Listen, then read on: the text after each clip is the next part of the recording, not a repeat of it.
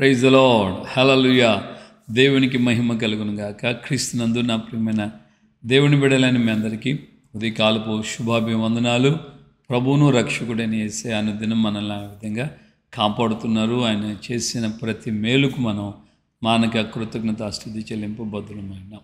ప్రియమైన దేవుని బిడ్డలారా, దైవజనుడు యాకోబు తను రాసిన పత్రికలో మొదటి అధ్యాయంలో ఈ మాట రాశారు: మీరు వాక్యమును వినుమట్టుకు వినువారై మాత్రమే కాకుండా దాని ప్రకారం గైకోనాలి, ప్రవర్తించువారు వారునై ఉండాలని చెప్పి ఆయన సంఘాన్ని హెచ్చరించాడు.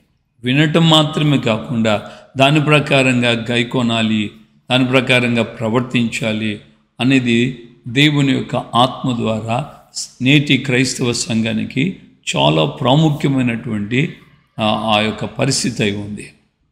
ప్రియమైనటువంటి దేవుని బిడ్డలుగా ప్రతి వారం, ప్రతి ప్రార్థనలో, ప్రతి విధంగా డైలీ మెసేజ్లు కానీ, ఇలాంటి ఆదివారపు ఆరాధనలు కానీ, ప్రత్యేకమైన కూడికల్లో కానీ, సంఘ ప్రార్థనలో మనం వాక్యాలు వింటున్నాం. తరచుగా వింటున్నాం. మనం ఏం చేస్తున్నాం? ఈరోజు వాక్యం సూపర్గా చెప్పాడు అని కొంతమంది అంటే, ఈరోజు వాక్యం అసలుకి దుమ్ము రేపాడు అని మరికొంతమంది అంటే, ఈరోజు వాక్యం అసలుకి అన్న ఏం చెప్పినా అసలుకి కొత్త మర్మాలు చెప్పాడు అని మరికొంతమంది అయితే, ఇంకొంతమంది ఏమో ఏం చెప్పాడులే, రోజు పాడిందే పాట, రోజు చెప్పిందే చెప్తుంటాడు, రోజు వాళ్ళ గురించి వీళ్ళ గురించే ఇదే టార్గెట్. ఒకప్పుడు ఒక పాస్టర్ గారు నా దగ్గరికి వచ్చేవాళ్ళు. నేను ఏమనేవాళ్ళంటే, అన్న ఈరోజు దేవుడు చాలా గొప్ప విషయాలు మాతో చెప్పాడు, మాట్లాడాడు అని చెప్పి అనేవాడు.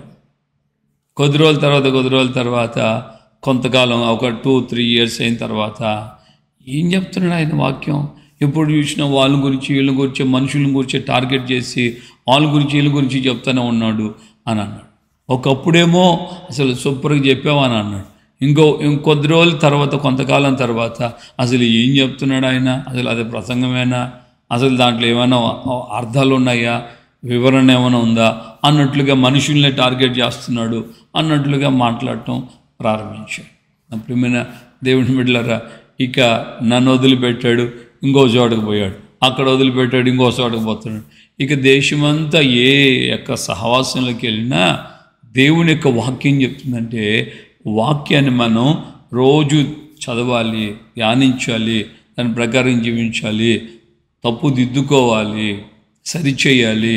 దావీదు పౌలు తిమోతికి రాసిన పత్రికలో అంటాడు, నువ్వు బోధించు, సరిదిద్దు, క్రమపరచు, క్రమంగా ఉండేటట్లు చేయి అని చెప్పి సంఘంలో చేయవలసిన పనుల గురించి ఆయన చెప్పాడు. కొన్ని మాటలు మనం సరిచేసుకోండి అని అంటే ఇక వీలు పడదు కొంతమందికి. ఇక మనల్ని వదిలిపెట్టి ఇంకో సంఘానికి వెళ్తారు, అక్కడి నుంచి ఇంకో సంఘానికి వెళ్తుంటారు. ఇక విశ్వాసుల్లోని ఈ పరిస్థితి అని అనుకుంటే కాదు, సేవకుల్లో కూడా ఉంది ఈ పరిస్థితి. ఒకానొక రోజున ఒక వ్యక్తికి ఒక ఇజ్రాయెల్ దేశానికి వెళ్ళాలన్న కోరిక కలిగి చాలా ఆనందపడతా ఉన్నాడు. మొత్తానికి ఇజ్రాయెల్ దేశానికి వెళ్ళడానికి ఏర్పాట్లు అన్నీ పూర్తి అయిపోయి వీసా కూడా వచ్చింది. ఓ రోజున పాస్టర్ గారి దగ్గరికి వెళ్ళి, అయ్యగారు నేను ఇట్లాగా యెరూషలేం వెళ్తున్నాను కనుక నా కొరకు మీరు ప్రార్థన చేయండి, అక్కడికి వెళ్ళి నేను మొట్టమొదటిగా ఏ ప్రాంతాలు చూడాలనుకుంటున్నానో తెలుసా అని ఆయన అడిగాడట పాస్టర్ గారు అనంటే, బహుశా నువ్వు యేసు ప్రభు పునరుద్ధానమైనటువంటి ఆ ఖాళీ సమాధిని చూడబోతున్నావు అంటే, ఆయన కాదండి, అది కాదండి అని. లేకపోతే యేసు ప్రభు ఆ యొక్క పరిచర్య చేసినటువంటి మొదటి కానాల్లో అద్భుతం చేసిన నీళ్ళను ద్రాక్షరసంగా చేసిన ఆ చోట చూడాలనుకుంటున్నావా? అది కూడా కాదండి. లేకుంటే ఏం చూడాలనుకున్నాగా ఆ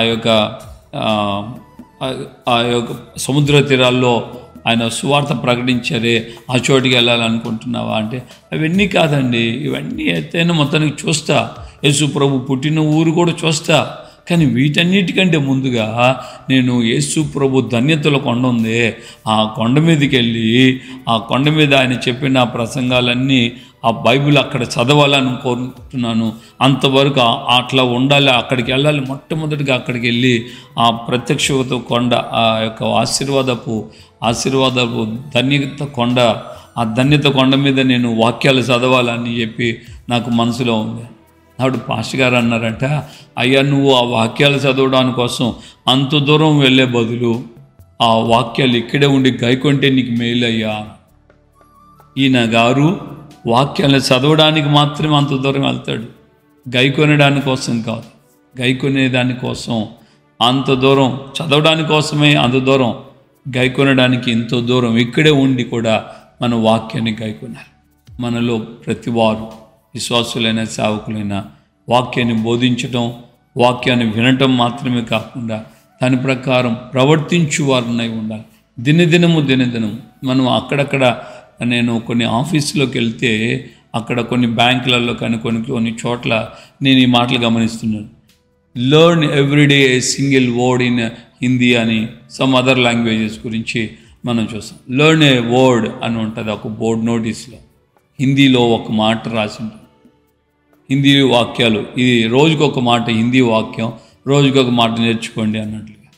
దైవికమైనటువంటి జీవితంలో కూడా మన ఇంత పరిశుద్ధ గ్రంథం 66 పుస్తకాల సంపుటి మన చేతికి ఇవ్వబడిన ఇందులో రోజు మనం ఒక్కొక్కటైనా నేర్చుకోగలుగుతున్నామా? ద్వేషాన్ని, కోపాన్ని, క్రోధాన్ని, కక్షను, అసూయను, పగను ఇవి మనలో నుంచి తొలగిపోతున్నాయా? క్షమాపణ, తగ్గింపు, విధేయత, దీనత్వము మనం కలిగి ఉన్నామా? కరుణ, జాలి, ప్రేమ, వాత్సల్యత ఇవి మనం అలవర్చుకోగలుగుతున్నామా? వేటిని మనం కలిగి ఉండాలి, వేటిని మనం తొలగించుకోవాలి. దినదినము ఆయన ఎద్దుకొచ్చి ఆయన కాడి మన మీద ఎత్తుకొని ఏదైనా ఒక్కటైనా నేర్చుకోగలుగుతున్నామా? అందుకనే ప్రభు అన్నాడు కదా, ప్రభు అని పిలిచి ప్రతివాడు, లేక ప్రార్థన చేయు ప్రతివాడు, లేక వాక్యాన్ని చదువు ప్రతివాడు పరలోక రాజ్యంలో ప్రవేశించలే. కనుక ఈ యొక్క ఉదయకాలం ముందు మనము దైవ సంబంధమైనటువంటి ఈ యొక్క నమ్మకమైన మంచి మనసుతో మన జీవితాన్ని మనం వినేవాళ్ళుగా మాత్రమే కాకుండా గైకొని ప్రవర్తించేవారుగా ఉండాలని దేవుని యొక్క ఆత్మ మనకు తెలియచేస్తున్నాడు. కనుక రోజు ఇవ్వబడుతున్న నా ఒక్క ప్రసంగాలే కాదు కదా మీరు వినేది, రోజు ఎన్నో ప్రసంగాలు వింటున్నారు, ఎంతోమంది వింటున్నారు. మరి ఎంతోమంది ఎన్నో ప్రసంగాలని మీరు ఎరిగి ఉన్నారు, వింటున్నారు. కానీ ఏది గైకొంటున్నాము? నా నోట అబద్ధాలు రాకూడదు, నా నోటితో నేను అపవిత్రమైన మాటలు ఉచ్చరించును, నా చూపులో ద్వేషము, విషపు చూపు లేకుంటే మోహపు చూపు రానివ్వను, దీనత్వము కలిగి ఉంటాను అని ఎప్పుడైనా మనం తీర్మానం చేసి ప్రార్థన చేసుకుంటూ నడిపించగలుగుతున్నామా? సరే, ఆలోచించి నీవు పరిశీలించుకో, ప్రార్థన చేసుకుందాం. ప్రేమగల తండ్రి, ఉదయకాలం ముందు మాతో మీరు మాట్లాడిన మీ అమూల్యమైన వాక్కులకై స్తోత్రాలు. నిజమే ప్రభువా, మేము వాక్యమును చదువుతూ వింటూ మాత్రమే కాకుండా దాని ప్రకారంగా గైకొను వారమై ఉండాలని మీ లేఖనాల ద్వారా మీరు హెచ్చరించారు.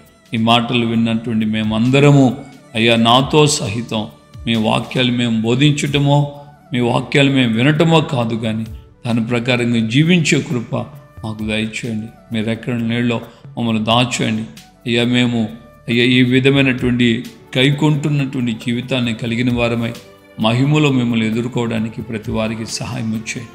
ఘనత, మహిమ, ప్రభావాలు మీరు మాత్రమే పొందమని యేసు నామములో ప్రార్థన చేసి పొంది ఉన్నాము తండ్రి, ఆమేన్.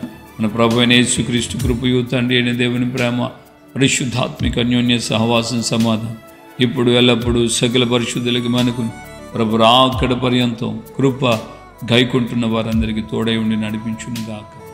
ఆమేన్, ఆమేన్, ఆమేన్. హల్లెలూయా. ప్రభుపేట అందరికీ వందనాలు. నిత్యముగా మనం గైకొందాం. ఆయన యొక్క రాకడలో, రాజ్యంలో, మహిమలో నిలబడదాం. దేవుని కృప మీకు తోడుగా ఉండండి.